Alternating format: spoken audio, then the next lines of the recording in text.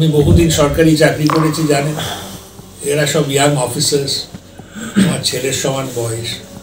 এরা মাঝে মধ্যে বলে চা কফি খেতে, তো চা কফি খেতে গিয়েছিলাম, সৌজন্য সাক্ষাৎ, কোনো দাবি দাওয়া করিনি।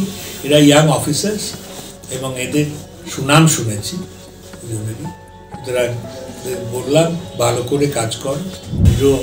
সেন্ট্রালি স্পন্সর স্কিমে যেটা হয় ওটা এমন নয় যে কেন্দ্র সরকার থেকে ঠিক করে দেয় কোথায় হবে, রাজ্য সরকারকে বলে যে তোমার এখানে এতগুলো হবে, কোথায় হবে বলো, রাজ্য সরকার সেটা একটা রেকমেন্ডেশন দেয়।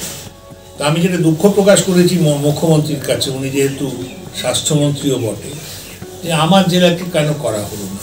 আমার জেলা তো ব্যাকওয়ার্ড, পিছিয়ে পড়া জেলা। দেখুন, একটু দুর্মুখী হই আমি, সাধারণত কুবাক্য ব্যবহার করি না। এই সরকারকে দেখে আমার মনে হয় ঘোষণার সরকার। এই সরকার বলে দেয় সুপার স্পেশালিটি হসপিটাল, না আছে বাড়ি, না আছে মাস্টার, না আছে লাইব্রেরি, না আছে হস্টেল, কাগজে হয়ে গেল। মানে শিক্ষার ব্যাপারে যখন দেখি, যখন এই যে নিয়োগ দুর্নীতির ব্যাপারটা দেখি, এটাই যোগ্য ছেলে কিংবা মেয়ে চাকরি না পেয়ে একটা অযোগ্য কেউ পেল, যোগ্য যে পেল না তার জন্য দুঃখ হয়।